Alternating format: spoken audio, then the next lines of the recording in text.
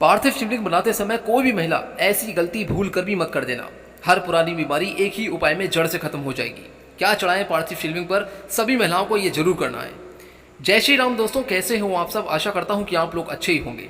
दोस्तों, आप सभी जानते हैं कि जैसा कि कल 22 तारीख है और कल है सावन का पहला सोमवार, यानी कि सावन शुरू हो गए हैं। और दोस्तों, कल हर जगह होगी हर हर महादेव, यानी कि शिव भक्त जितने भी हैं वो सभी शिवालय में अपने घरों में कल प्रभु शंकर जी का रुद्राभिषेक होगा।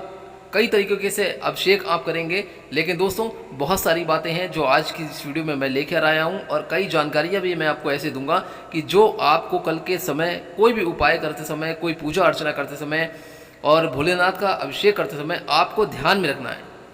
जितनी भी महिलाएं हैं, मैं उन सबसे निवेदन करना चाहूँगा कि आज की इस वीडियो को सबसे पहले आप ध्यान से सुने, उसके बाद ही आप कुछ करने की कोशिश करें।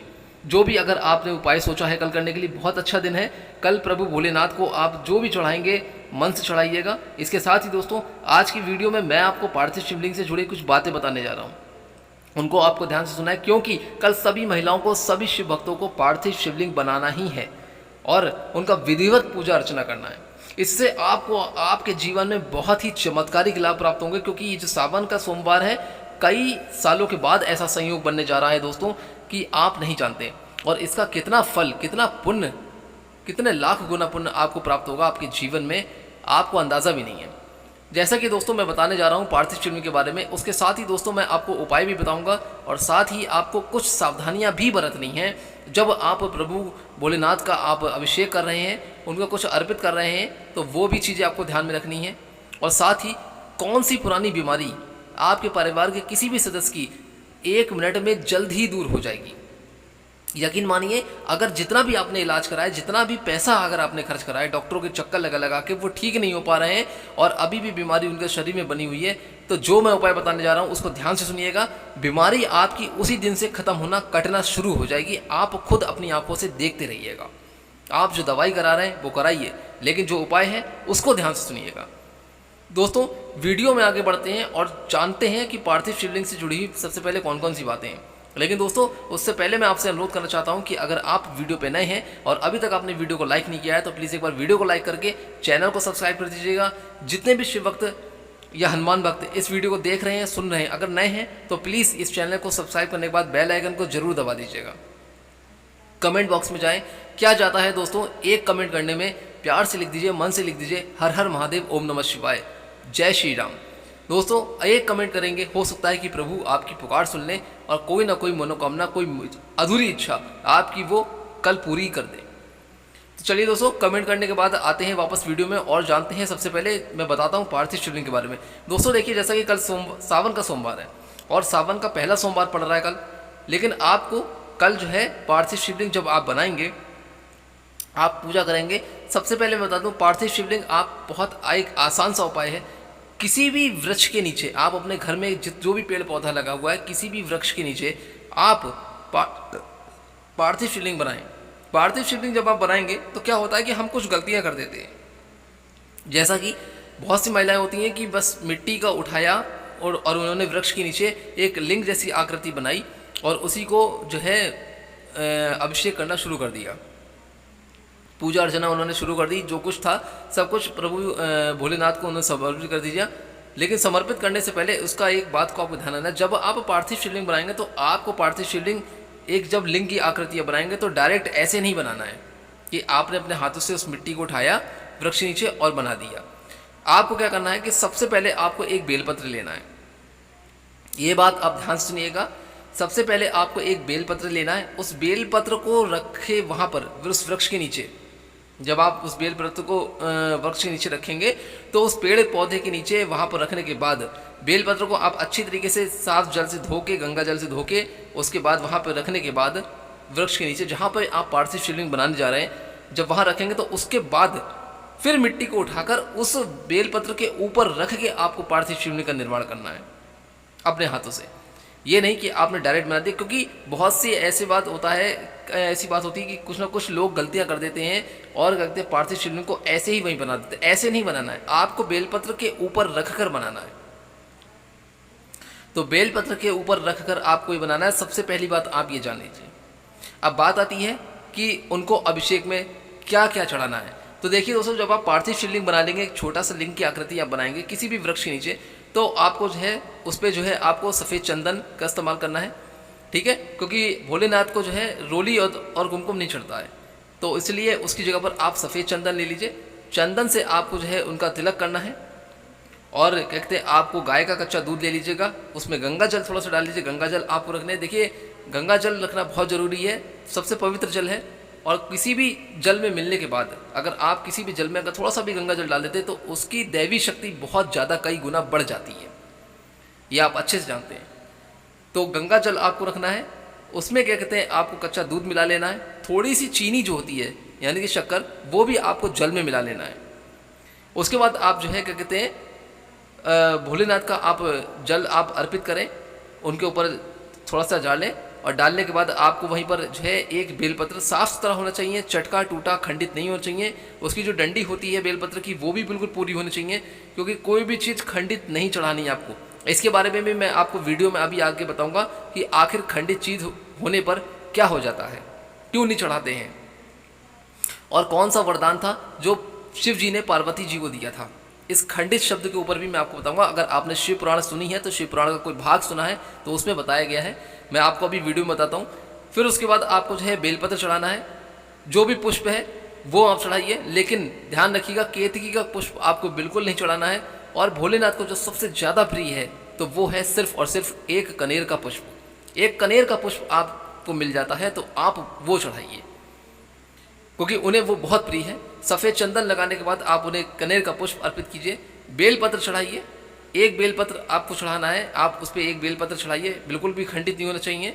और कहते हैं बेलपत्र चढ़ाने के बाद आप अक्षर जरूर चढ़ाइए, यानी कि चावल।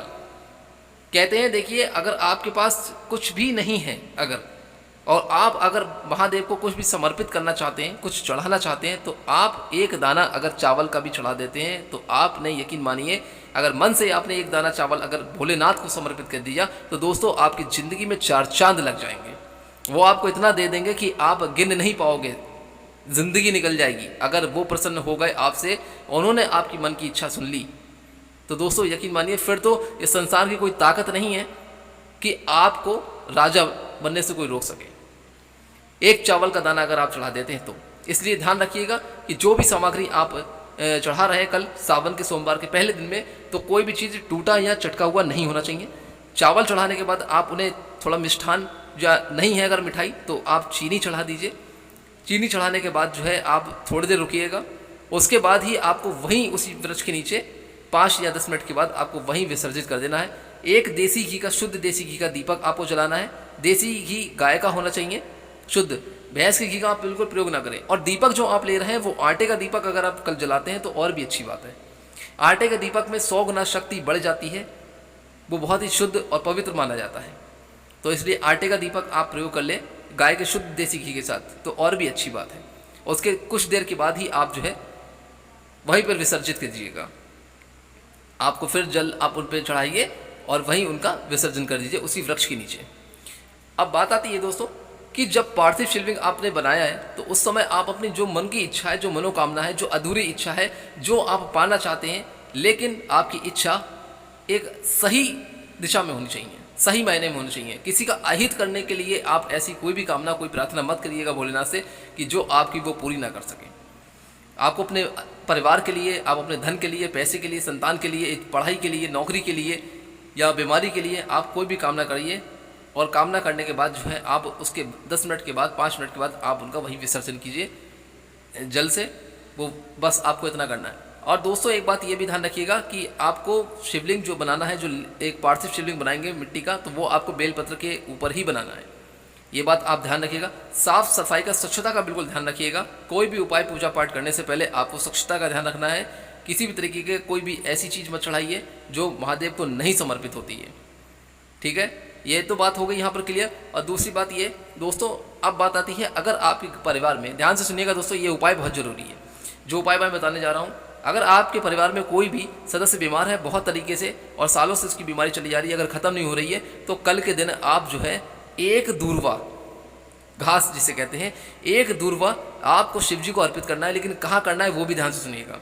दूर्वा शिव जी को बहुत ज़्यादा प्रिय है, एक दूर्वा अगर आप समर्पित कर देते हैं, आपके परिवार का जो भी सदस्य कई सालों से बीमार है, ऑपरेशन चल रहा है, हॉस्पिटल में एडमिट है, छुट्टी नहीं हो पा रही है, घर वापस नहीं आ पा रहे हैं, बीमारी भी बीमारी लग रही है, डॉक्टरों का खर्चा बढ़ता चला जा रहा है, तो आपको क्या करना है कि एक दूर्वा आपको चढ़ानी है शिवलिंग पे, जहाँ पे शिवलिंग पे जो कटी भाग होता है, ध्यान से सुनिएगा, शिवलिंग का जो कटी भाग होता है वहीं पर आपको एक दूर्वा चढ़ानी है।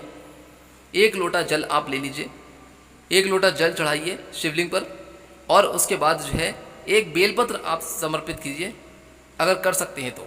और एक दूर्वा जो है आपको, अगर बेलपत्र नहीं मिल पाता तो आप एक दूर्वा लीजिए, उसको शिवलिंग के कटी भाग पे आपको चढ़ाना है।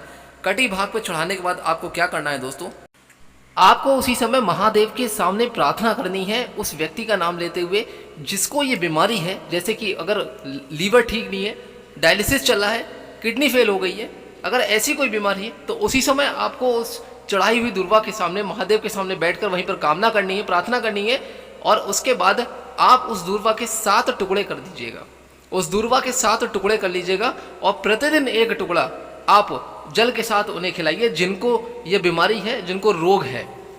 ऐसा करते ही जो अगर लीवर काम नहीं है, किडनी काम नहीं कर रही है, डायलिसिस चल रहा है, या अगर कोई और भी बीमारी है, तो वो पहले दिन से ही कटना शुरू हो जाएगी। ये बहुत ही अचूक उपाय है, आप इसे सावन के सोमवार के पहले दिन आप चाहें तो रोग मुक्ति के लिए आप कर सकते हैं। अब बात आती है दूसरे उपाय की। ध्यान रखिएगा दोस्तों कि ये दूर्वा आपको कटी भाग पे ही चढ़ाना है। अब आप अगर किसी बीमारी से लड़ रहे हैं, अगर आपको रोग से छुटकारा पाना है, या आपके मम्मी पापा, भाई बहन, दादा दादी या परिवार का कोई भी सदस्य अगर बीमार है, बहुत पुरानी बीमारी चल रही है, ज़्यादा परेशान है, तो उस समय आपको क्या करना है कि शंकर भगवान के शिवलिंग पर, यानी कि आपको एक दूर्वा चढ़ानी है। एक दूर्वा आप उसे गंगा जल से अच्छी तरीके से धो लीजिएगा, और एक दूर्वा जब आप चढ़ाएंगे तो चढ़ाते वक्त आप उसी समय महादेव के सामने रोग मुक्ति की कामना करते हुए, अपने शारीरिक रोगों को दूर करने के लिए रोग मुक्ति की कामना करते हुए उनसे प्रार्थना करिएगा। पहले ही दिन से आपको अपने शरीर में चमत्कार देखने को प्रारंभ शुरू हो जाएगा। उसी समय आपको लगने लगेगा कि अब मेरा ये रोग धीरे धीरे खत्म होता चला जा रहा है, और आप देखेंगे दोस्तों कि आपका जो भी शारीरिक रोग चल रहा है या आपके परिवार के किसी सदस्य का चल रहा है, वो तुरंत ही खत्म हो जाएगा। दोस्तों ये सावन में उपाय आपको करना ही करना है। इसके साथ ही दोस्तों आप ध्यान रख लीजिएगा, अगर आप कल शिवालय जा रहे हैं जल चढ़ाने के लिए, तो दोस्तों ये ध्यान रखिएगा कि मैंने पिछली वीडियो में भी आपको बताया है कि जब आप शिवलिंग पर जल चढ़ाएंगे, शिवलिंग पर जब आप जल चढ़ाएंगे तो जल चढ़ाते वक्त जब आप घर वापस आएंगे तो उस समय आपको खाली लोटा नहीं लेके आना है, बल्कि शिवलिंग पर चढ़ाए हुए उस जल को, जब जलाधारी से जो जल बहता है, उसको अपने साथ घर वापस लेके आना है, और उसका आपको सेवन करना है। आप पीजिए, अपने घर में छिड़क दीजिए, सभी बच्चों को, अपने परिवार के सभी सदस्यों को पिलाइए।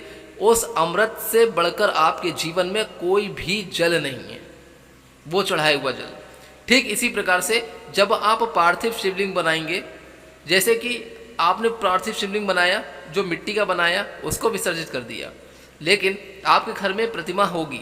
अब जिनके घर में प्रतिमा है वो लोग ध्यान से सुने कि जब वो शिवलिंग का अभिषेक करेंगे, उससे पहले जब आप थाली में रखकर जब आप अभिषेक करते हैं, ठीक है, शिवलिंग को जब आप अभिषेक करेंगे, थाली में रखे, किसी पात्र में रखे कि जो अभिषेक करेंगे, तो अभिषेक करते समय जो जल शिवलिंग का जो बहेगा, जो गिरेगा, वो उस पात्र में रहेगा। उस जल को आप जो है सेवन कर लीजिएगा। सावन के सोमवार में आपको ये उपाय करना ही करना है, और उस जल का छींटा आप अपने पूरे घर में जरूर कर दीजिए। उससे आपके घर की सारी नकारात्मक ऊर्जा निकल जाएगी, सकारात्मक ऊर्जा का प्रवेश होगा। आपके घर में कोई रोग है, कोई बीमारी है, अगर कोई ऊपरी चक्कर है, भूत बाधा है, वो तुरंत खत्म हो जाएगी। इससे आपको बहुत लाभ मिलने वाला है। तो ये उपाय आपको करना ही करना है। ध्यान रखिएगा दोस्तों, सावन का सोमवार जो है आपके लिए बहुत महत्वपूर्ण है, और इस बार जो है सावन 19 अगस्त को समाप्त होगा। तो सावन का कल जो पहला सोमवार है वो आपको करना ही करना है। इसके साथ ही दोस्तों आने वाली वीडियो में मैं आपको बताऊंगा कि आपको अगर अपनी कोई नौकरी या धन की समस्या है, उसके लिए आपको क्या करना है, उसमें मैं आपको बताने जाऊंगा दोस्तों धतूरे और बेलपत्र का उपाय। वो भी आप इस सावन में कर लेंगे तो आपके जीवन में 4 चांद लग जाएंगे। महादेव की ऐसी तो कृपा होगी कि वो आपसे प्रसन्न अवश्य ही होंगे। ऐसा ना हो कि ना आपसे प्रसन्न ना हो। बस आपको जो है सफाई स्वच्छता का ध्यान रखना है, और ये आपको उपाय करना है।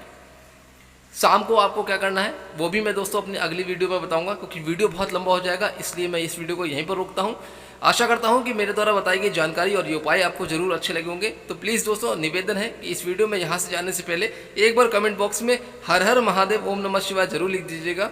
और दोस्तों इस वीडियो को लाइक करके चैनल को सब्सक्राइब जरूर कर दीजिएगा। जितने भी भक्त या महिलाएं इस वीडियो को सुन रहे हैं, यहाँ तक आप आए हैं, तो दोस्तों प्लीज़ एक बार बेल आइकन को जरूर प्रेस कर दीजिए ताकि आने वाली वीडियो आपको जल्दी ही मिल जाए। आज्ञा दीजिए, चलता हूँ यहाँ से। महादेव की कृपा और हनुमान जी की कृपा आपके और आपके परिवार पर सदैव के लिए बनी रहे। तब तक के लिए दोस्तों आप अपने जीवन में खुश रहे। सावन के सोमवार की आप सभी दर्शकों को हार्दिक शुभकामनाएं मेरे परिवार की तरफ से। जय श्री राम, ओम नमः शिवाय।